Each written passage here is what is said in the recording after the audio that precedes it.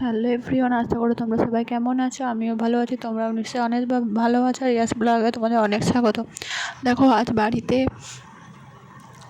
পুঁই শাক দিয়ে চিংড়ি মাছ হবে, তারই রেসিপি তোমাদের সাথে শেয়ার করছি। ভিডিওটা ভালো লাগলে অবশ্যই লাইক কমেন্ট শেয়ার করো, আর আমাকে প্লিজ একটু সাপোর্ট করো। দেখো, তেল দিয়ে দিয়েছি কড়াতে, দিয়ে আলু কুমড়ো ভালো করে নাড়ছি। কে তোমরা পুঁই শাক খেতে ভালোবাসো অবশ্যই কমেন্ট করে জানাবে। আলু কুমড়ো নাড়ছি, নাড়তে নাড়তে একটু আলু কুমড়োটা ভালোভাবে একটু নেড়ে নিতে হবে।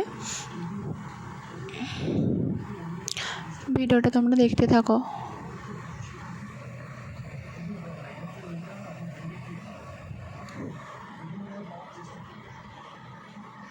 দিয়ে আলু কুমড়োতে একটু হলুদ দিয়ে দিচ্ছি, একটু লবণ দিয়ে দিচ্ছি, তোমরা তোমাদের পরিমাণ মতো লবণ দেবে।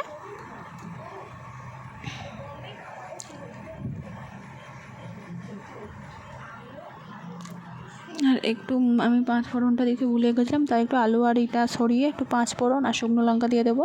শুকনো লঙ্কার ভিডিওটা তোমরা হয়তো দেখো নি।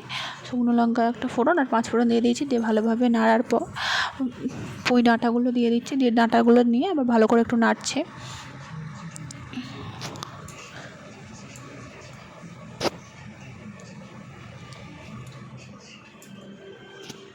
একদিকে ভাত বসেছে আর একদিকে পুঁই শাক হচ্ছে।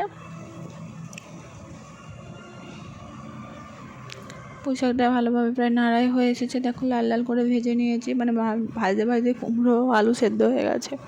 ভাজার পর জল দিয়ে দিয়েছি,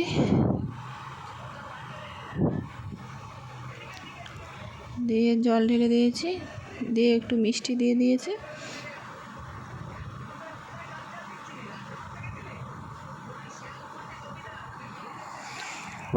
দিয়ে এবার পুঁই শাকের জন্য মশলা দেবো।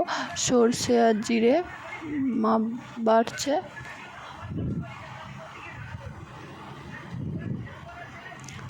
সর্ষে আর জিরে বাড়ছে।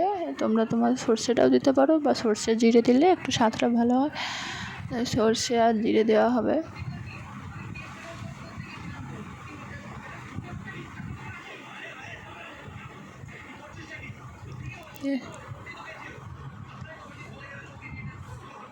সর্ষে আর জিরে বাটা হয়ে গেছে।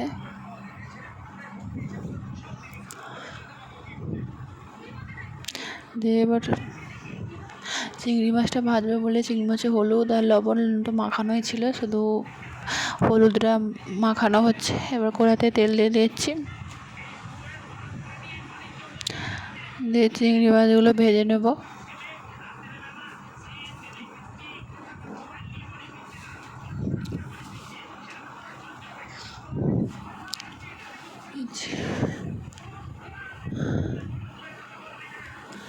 চিংড়ি মাছটা ভালো করে ভাজা হয়ে গেছে। এবার পুঁই ডাঁটা তরকারিতে এবার শাকটা দিয়ে দেবো। শাকটা দিয়ে ভালো করে নাড়া হচ্ছে, দিয়ে চিংড়ি মাছগুলো দিয়ে দিয়েছি। দিয়ে আর একটু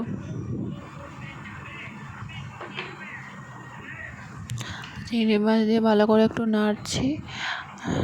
নাড়ার পর দেখো, রসটা প্রায় মরেই গিয়েছে।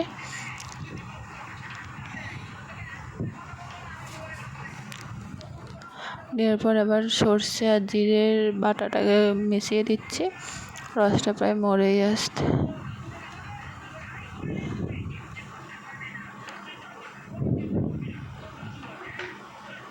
জিরে আর সর্ষেটা ভালো করে নাড়া হয়ে গেছে, দিয়ে ঢেলে রেখেছি। দিয়ে এবার গালে হাত দিয়ে ভাবছি কখন যে রান্না হবে, দিয়ে একটু বসবো শুবো ভাবছিলাম। দিয়ে তো তোমার সাথে গল্প করতে করতে আমার এটা হয়েই গেছে পুঁই শাকটা। ভিডিওটা যদি ভালো লাগে অবশ্যই লাইক কমেন্ট শেয়ার করো, আর দেখো লাস্টে পুঁই শাকটা কেমন হয়েছে, অনেক টেস্টি হয়েছে।